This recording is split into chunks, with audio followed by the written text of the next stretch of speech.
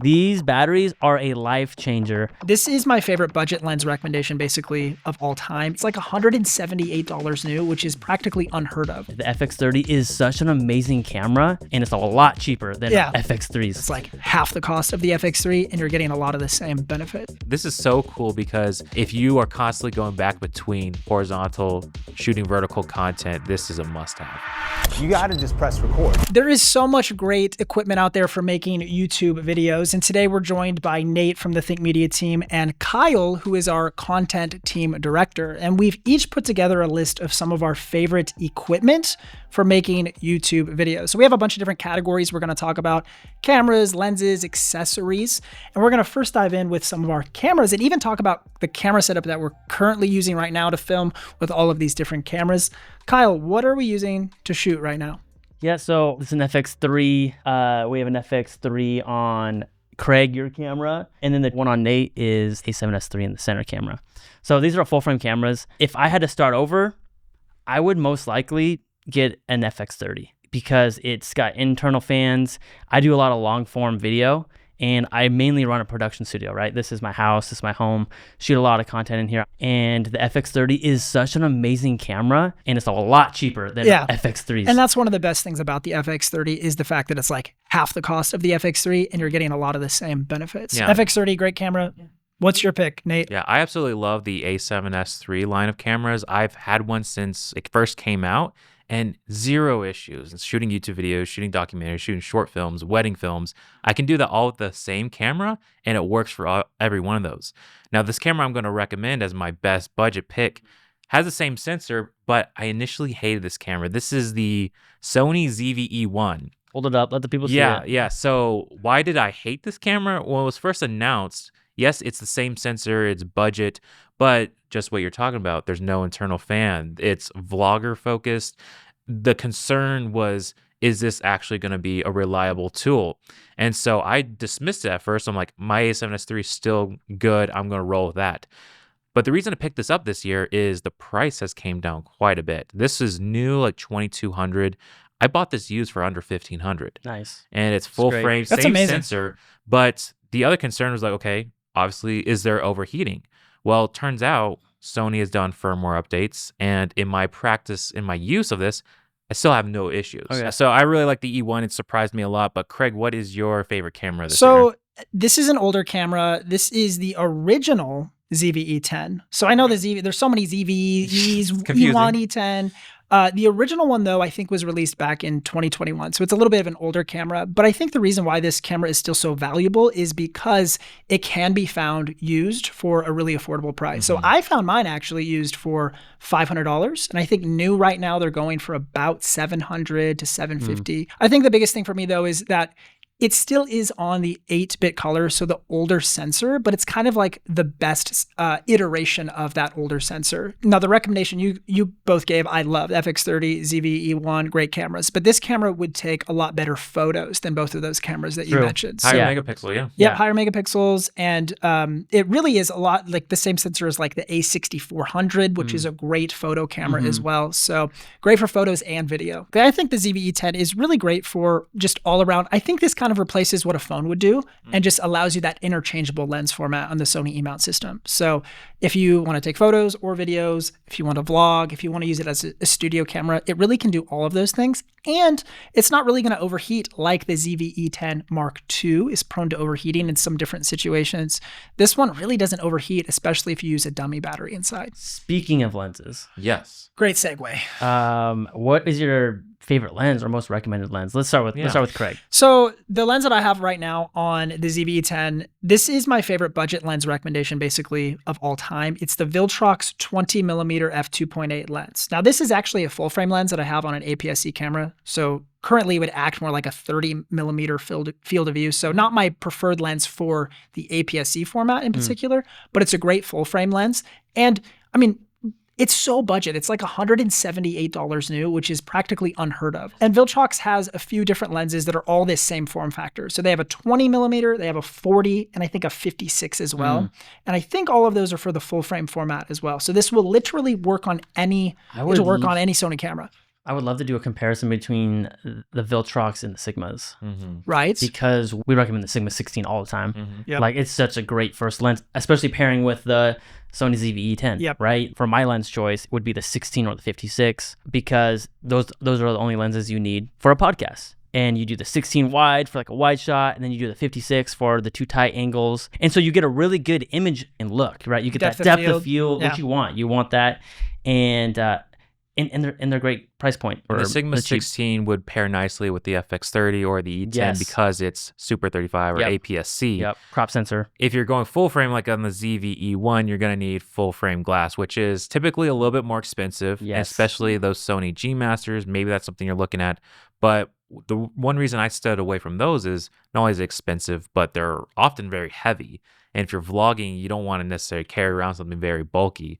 So the lens I used for a long time was the Tamron 28-75, but I recently broke that. Great lens, but it broke, and so I was looking for a replacement, and I'm like, okay, I want to get something maybe a little bit wider, and Tamron has the 20-40, which on full frame, a 20 millimeter is pretty wide, and it's nice when you're vlogging or carrying it around with you, or you're in a studio, you have that nice wide field of view. And you can zoom in so you can adjust to 40 millimeter and get more close-ups of product B-roll and whatnot. Has a pretty good minimum focus distance too if you're trying to focus on something close for all these product stuff. Yeah. That's nice a feature. It's really nice to have, especially as someone who's done a lot of like product B-roll. It's really nice to get that dynamic shot really close. Well, that's lots of talk around cameras and lenses. Let's shift gears a little bit, talking about audio. So I think our first audio category is podcast microphones. So how are people feeling about their what's their podcast mic of choice in 2024 right now? Okay, well, I guess I'll start. Yeah, you do. I don't know. I do podcasts, and the one that I use, I don't know if you guys can notice, it's the SM7B. This is the SM7DB. It's slightly newer, Slightly but newer. It's pretty much the same. What's the difference between those two? This one, you need to use a cloud lifter, or essentially a device that goes between the microphone and your recording device or camera, and it boosts the gain. And this one has that built in, so you don't need that extra device to boost the gain to have healthy audio levels. I was kind of hesitant to say it was the SM7B because it's a little bit more expensive, but honestly, they're tried and true. They're on Joe Rogan. They're on almost every podcast you see, and they work. They sound great. You don't need to tweak anything in post. Right. And so I'm all about peace of mind. I want things to sound good. I like to buy once. That's the type of person I am. I like to buy once. All right. Yeah. What's the best solution that's going to last me a long time? And so SM7B would be my go-to. I do want to follow up of like why podcast microphones. There's a lot of wireless mics out there, but why should you get something like this? What's the benefits? First of all, hardline is always just going to give you a better, stronger, healthy signal. And it's just going to be more robust sound. But this is a dynamic microphone. So what does that mean? It's mainly going to be capturing the voice or the audio coming directly in front of it, right? You know, you can have stuff happening around here. Sometimes I got my AC going, my mini fridge just turned on. There's a little buzz.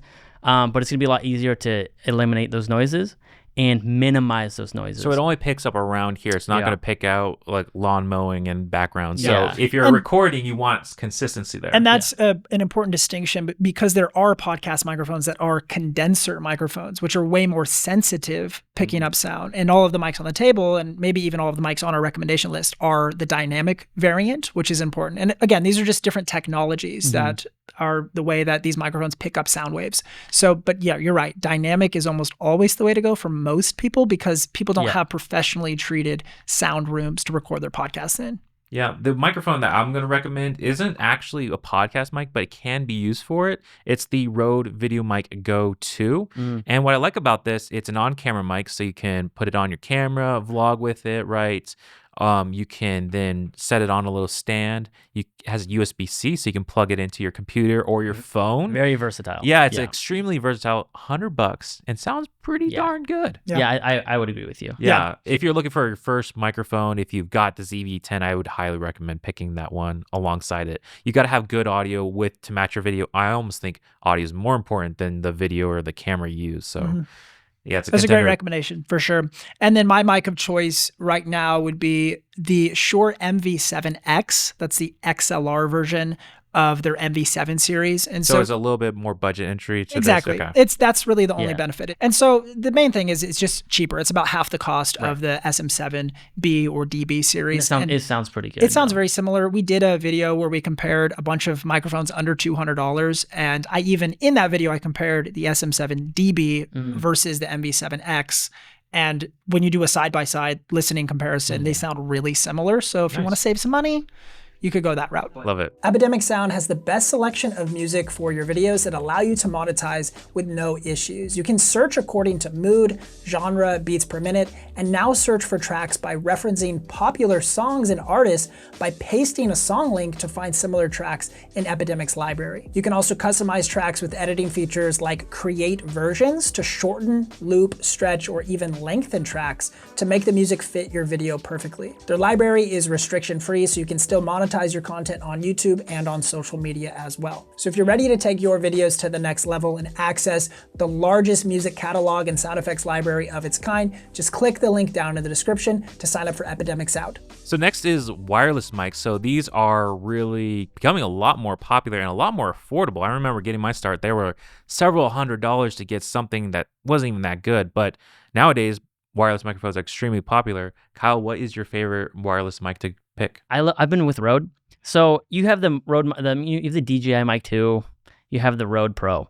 I think they're the same microphone for the most part. But look right there, grab it, Nate, on your shot. So you use it as a backup? So I have it magnetized onto the microphones. This is what it sounds like. And actually, the little built-in microphone on these is pretty good. Yeah, and so I have it there for a backup audio. You know, I never want to like waste any time or have anybody shoot a podcast, be like, oh no, the audio's jacked up. I want to make sure I'm capturing and have like backup. So this is being captured into the camera. It's being captured into a second recorder, my Mix Pre, and then it's being captured on a Rode Pro. You know, I have 3 different audios. This is going to the center camera just for scratch audio, but we have that just in case. But Rode Pro, love the wireless microphone. Now, very similarly, my choice is the Hollyland Lark M2. In a lot of ways, it's similar where it comes with all of the accessories. It's just about half the cost. So it's around $180 to $150 or so, depending on when you buy it.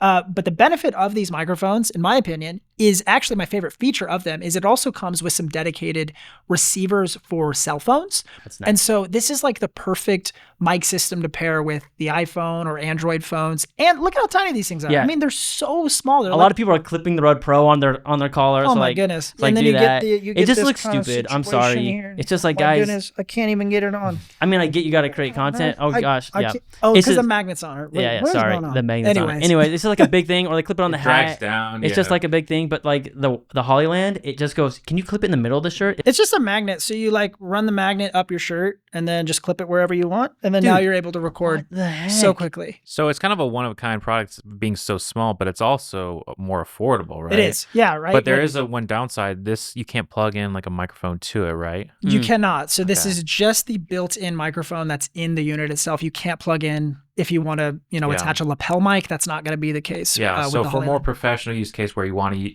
be more discreet, you might have an issue with that. Yeah, exactly. Yeah. It's more for like content creators. Would not really recommend the Hollyland for a professional production environment. Nice. So what's our next category, Craig? All right, we're going to go to our favorite light that it's your favorite light or the light you're using the most. So I can start. I'm using the light that I use the most often, or it's my favorite light in my studio, is the Tamron P60C. So that's like their panel square light. Really? And the C is their color variant. So I think they have the P60 like X or something, bicolor. Right. But the C is the RGB version. And so that's the light that I use all the time in my studio to light up my entire background in different colors. So if I want it to be kind of pink. I'm looking it up. Really? Yep. Okay. If I want it to be pink or blue or whatever. Or it's also a great fill light and it's super bright. So you could add a layer of diffusion, like a big diffusion Are you cloth. using it as your key light? It's not my key light. Okay. No, not my key light. It's my background light or a fill light. And it's probably the light I use the most often because I have a different key light set up for my B desk and my A desk, but I'm always using the P60C as a background light. And it's just super bright. And it's really flat. And so that's, if you're in a smaller space, like some of these lights that have really big softbox or have more depth to the light, it's kind of tricky in smaller lighting situations. And I'm in a loft that's like angled. And so to have a panel style light for my fill is really helpful. So I love that light. By the way, we're going through a ton of stuff here. Everything we mentioned, even nuanced stuff, we'll link it up in the description below. We just really want to go through as much gear as possible and like talking points around that. But Nathan, go ahead. What light are you using? Yeah, I would say, well, it's great you're touching about the background lights. I think the first light you should probably look at is what we call a key light. What is actually lighting your face, if you're front of the camera. So a key light, it can really be anything, but you just want a good color rendition, daylight balanced light. So what does that all mean? I would look at getting the Tamron 60DS or the 60XS. The X model is bicolor, and it is nice to have some bicolor options if you are, showing up to a location or you have a lot of warm lights inside your house. You can kind of fine tune it, and it's nice. I love that flexibility. However, you guys have mentioned, I kind of bought into the idea well, is the daylight. You just turn it on and you set your white balance and it's always good to go. Yeah, I mean, that kind of ties into mine. Is I think it's the 100. Hold on, just a second. We have the 100Ds. So the difference is this is the 100D. A little bit more output, a little bit more expensive. Yeah, a little bit more output. It gets brighter, but again, I'm using it in a larger space. It's not right next to us. It's a little ways away, so it can get brighter, which we're gonna need. But it's only daylight. Yeah, it's one color, and I like that, especially for people who don't know a lot about lighting and how to do that. You're not gonna mess up. You're not gonna get different color temperatures. I have 2 of these lights, maybe 3. Turn them on, they're all going to be the same. You're not going to have mixed color temperatures. And I think that's very important, and I think that's great to have in a studio, just boom, boom, on and off. Yep. And the bicolor ones, I use that as hair lights, and I make it a little warmer, just to kind of get that like side light. But the 60, what I like about those is you can battery power them pretty easily. Oh, yeah. You can put on the little Sony NPF batteries and then take it around. You could set it on a little wheel stand. I'll shoot a B-roll shot, and I'll enter it. We can put it right here. But like I have like these very poles. They're just like, it goes from top to bottom, and it's like tension clamps. And then I have like a super clamp, and then I put that light on there with a V-mount battery. Yeah. And there's no cables. It's literally suspended in the air, very minimal footprint. And that's how I use my hair light. And so super versatile light, especially when you use it like that. Absolutely. Well, and when it comes to lighting, so we just mentioned several light options. We're talking about Tamron in particular, which is kind of like an aperture light. So that company, Tamron Aperture. Now, if somebody wanted a more like budget option, there's tons of brands. Yeah. I think the most important thing, and you already touched on this, is there's a measurement called CRI. I believe that stands for Color Rendering Index. Correct, Is that correct? And I believe it's basically just the measurement of a light in reflection of how the sun reflects light. So the sun would be like 100 CRI. Yeah, CRI. So it's perfect as quality. perfect as you could get, but then the Tamrons is like 98 or something, like pretty 98, darn close. And so you're going to get more accurate colors, especially in skin tones where it's most important, is going to more accurately reflect. Exactly. Yeah. And so if you're looking at lights that are a little bit more budget, our recommendation would be to just make sure that you see a little rating that just says CRI 95 plus. And usually that will just get you a good light result. But there are some lights that won't have that listed, or it'll have even like a CRI of like 85. Yeah. And you'll begin to see some color shifting, especially in your skin tones, either magenta or green, which really is not ideal. Yeah. That's great. I mean, on these lights, the big thing is a softbox. Oh, especially for a key light. You really like panel lights. They work. I'm not a fan of panel lights at all for key lights. Oh, yeah. Even like those too harsh. Yeah, even if they're meant for it, right? Yeah. I just think they're too harsh, but you can always buy like these box softboxes that go over panel lights. If you have one, I would absolutely do that. But the big thing is you want soft light. You really need soft light for it to make like look good. You can have a really nice light, but if you don't have the diffusion, it's gonna look like garbage. Oh, absolutely. The whole point is getting good skin tone, good skin quality, and so on camera. So a softbox is huge. Yeah, if you want to look good in front of the camera, you want to get as soft or as a source as possible. So a simple softbox and bringing that as close as possible without being in your camera frame, that's a pretty solid setup, and you're going to look really good just with that. Next category, we're going to look at tripods. So, and again, tripods come in all sorts of variants. You got your studio tripods, you got cinema rig tripods that can fit a really heavy camera. So I know we all use different tripods, but for this year, like what is the one you maybe are using the most or the one you like the most? Yeah, I would say I've been in the production world where you have big, heavy tripods, but as a YouTuber, you don't need a lot of support for a little guy like this, and just having something easier to take with you is definitely key. So the one I recommend is made by Ulanzi. It's the MT56. I know Omar loves that tripod as well. We're shooting with one right now. I got one. Yeah, right there. Hey, yeah. So I like the one that has the fluid head, and that's important because if you are doing little product videos, you can get a smooth pan, smooth tilts. That's just really important. There's a model that has a ball head. That's easier for quick setups, leveling off, but that's more photography. But if you get the one with the fluid head, I think it's like $80. So pretty inexpensive, different height adjustment. But that's the one I've been liking just to take with me on the go.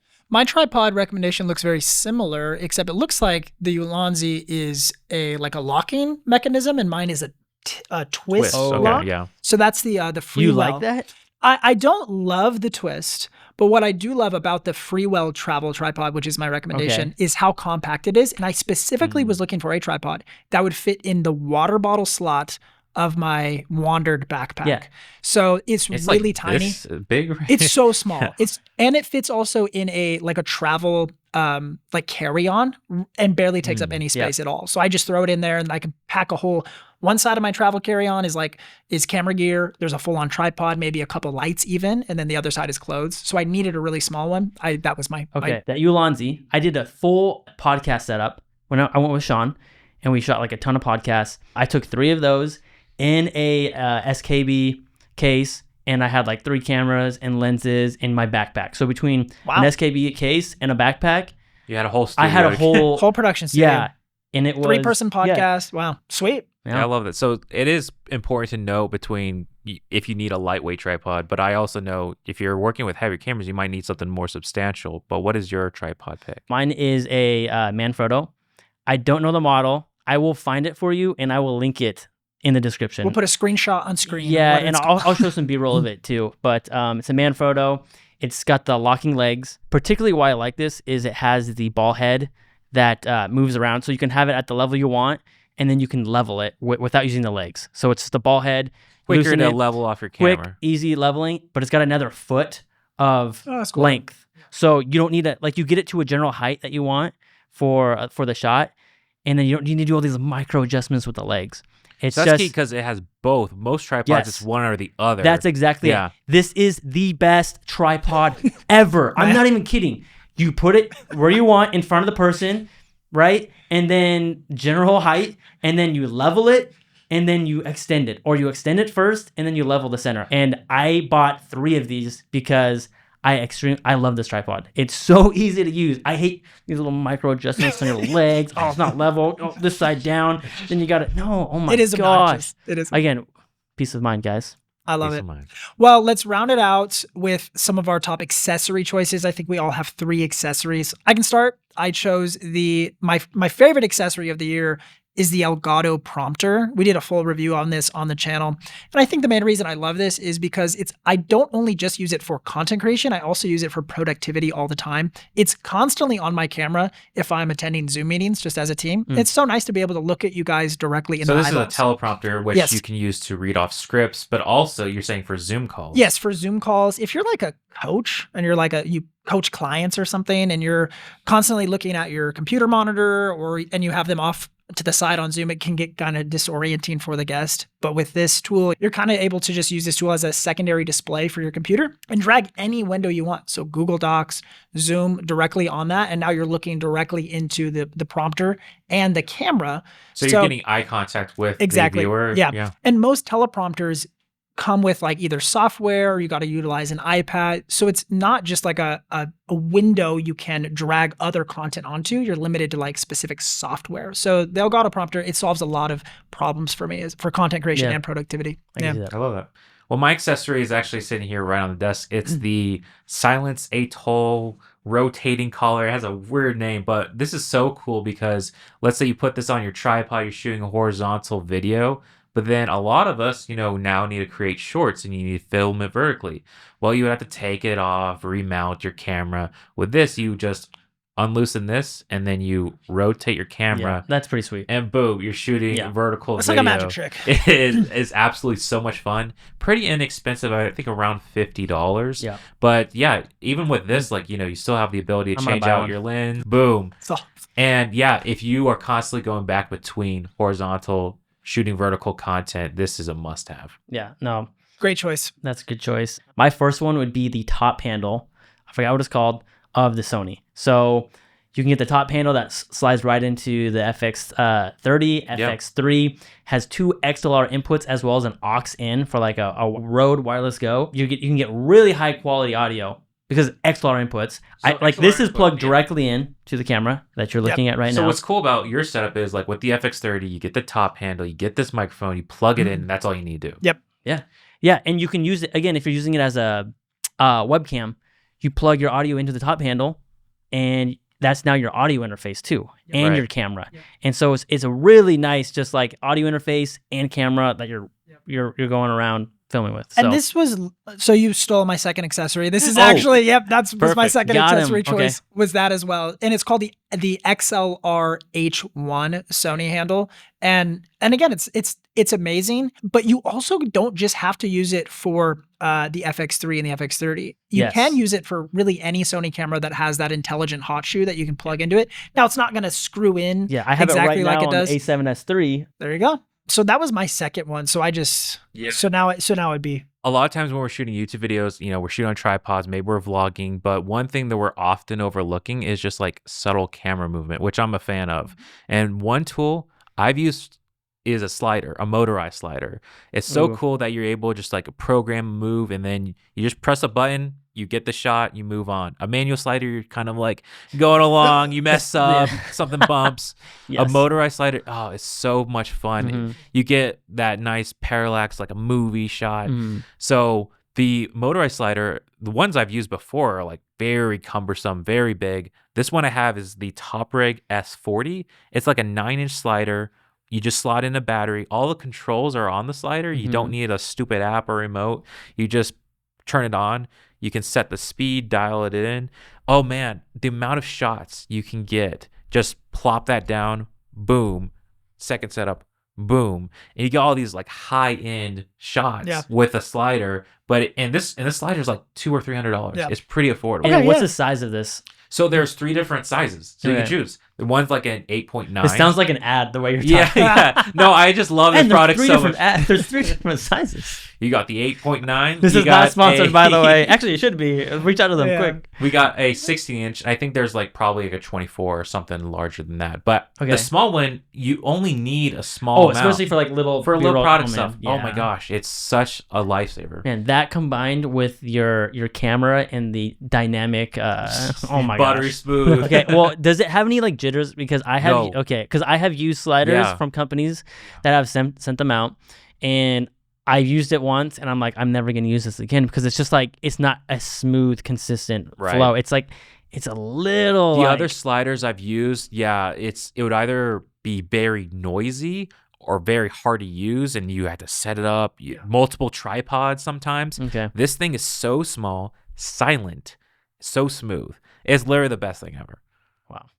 What an ad. Not an ad. Seriously. But they can my actual second accessory is a lens. It's the Tamron 35-150. I love this lens because it is extremely versatile. It's wide at 35 and you can go all the way to 150. Are you kidding me? I use this specifically at church for run and gun when I'm filming live streams or I'm doing B-roll. Man, you can get those close-up shots. You can get people far away, subjects far away, zoom right in. Subjects close, zoom out to 35. There's a lot of video production guys at our church, and when I bought that and I showed them it, they all bought one. It is such a great lens. So in a live environment, let's say you're at 35 millimeters, you're getting a wide shot, you're at f2, and then you want your camera operator to zoom in. You're losing maybe almost a stop of light, maybe just under a stop of light. Or you just stop down at 2.8 and then it's consistent. Is that what you do? Yeah, usually what I do is I just stay at 2.8. So smart. And it's just, doesn't matter. I mean, you don't.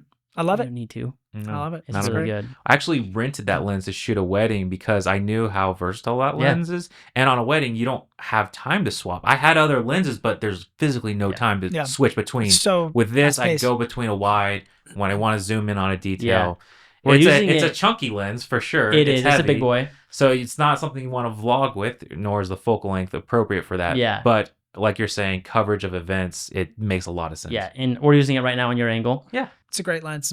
Well, my last accessory is, and again, I kind of see a theme here of these small, like life improvements, things that solve a really simple problem to save us time. So this accessory is just the NPF Z100 dummy batteries. So those plug directly into your camera and replaces the standard Z100 battery for these Sony full frame cameras, or even some of the I think we all own those and use those. Yes. And I don't even have a brand listed here, and we'll link one down in the description below of whatever is the best price. But these are like $20 to $30. And if you buy the name brand battery, it's like $78. So just instead of buying a new battery, if you work in your studio space and you have access to a plug-in, just buy a $20 or $30 dummy battery, plug that into your camera, and then plug that into the wall. Now you never have to worry about power, and that's just a peace of mind. Peace of mind. That's the theme. That's it. Yeah. Okay. On that note, this isn't on my list, so this doesn't count. The small rig V-mount batteries. So what I'm using right now on all of these cameras, we shot all day Wednesday, all day yesterday, and today's Friday. We're gonna be shooting all day. I didn't change the batteries on any of these cameras, not one time. Oh my gosh, that is huge peace of mind. Yeah. Like if you're worrying about card space, battery life, is it gonna die? I've lost footage because a camera dies mid recording, and like having to tell that person, the file got corrupted. I hope none of you guys experienced that. These batteries are a life changer. Learn from my mistakes. This has blessed my life. Like I'm not worried about anything dying over here. It's watch one of them die right now. So my last bit of accessory is one, if you really want to look good in front of the camera, if you're vlogging or if you're doing talking head video, and that is a mist filter. So with these cameras and these lenses, they're super sharp, but sometimes that super sharp like picks up on all your skin, your pores, and can really show your age. A simple filter called the Nate, you're so good at making these ads, man. I swear. Honestly. So it's a filter you just screw on in front of your lens. And what it does is it kind of softens your skin. It kind of like blooms the highlights, makes it look We all need to get this, right? Yeah. We all have to get this. Yeah, we're all showing our age in front of these lights for 8 hours each day. But I love shooting with them. And it's especially like if you're very concerned about that, if you want to look good, it's just a simple $20 or $30 piece of glass you put in front of your camera, and you just kind of adds that cinematic quality to your videos. And it's just a nice little touch. No, it's great. Did you have another one? I do not. No. Okay, so this was actually my actual third one. So small rig. This is just very inexpensive little accessory kit. So I have one of those. They're amazing. Guys, this is awesome. So when you have a bunch of different cameras, gear, these little odds and ends, these screws, this keeps all of that in one spot. It comes with most of these, right? Some of them, though, I found around and I just screwed in here. But you're going to have all these little screws that you use for odds and ends. Dude, a shoot could be derailed if you don't have one of those. Yeah. Seriously, like literally, Nate was trying to get a plate off one of the cameras before this shoot, and he's like going through all my drawers, and he's like, do you have like a coin or something? I'm like, bro, check this out. And I just give him this, and then he just, he got having it. A place for those things too. Everything is right there. Yeah, that's the thing. So I keep this with me. Comes with this little case, and I keep this in my my camera case right there. Everything I need when I'm traveling. Awesome accessory. So peace of mind. Peace of mind, guys. Peace of mind. Wow. Okay, well, I know we talked about a ton of equipment in this video, so we will be sure to link everything that was on our list. Also, all the stuff we randomly mentioned will be linked down in the description below, so you can check that out. Thanks for taking time to watch this video, and we'll see you guys in the next one.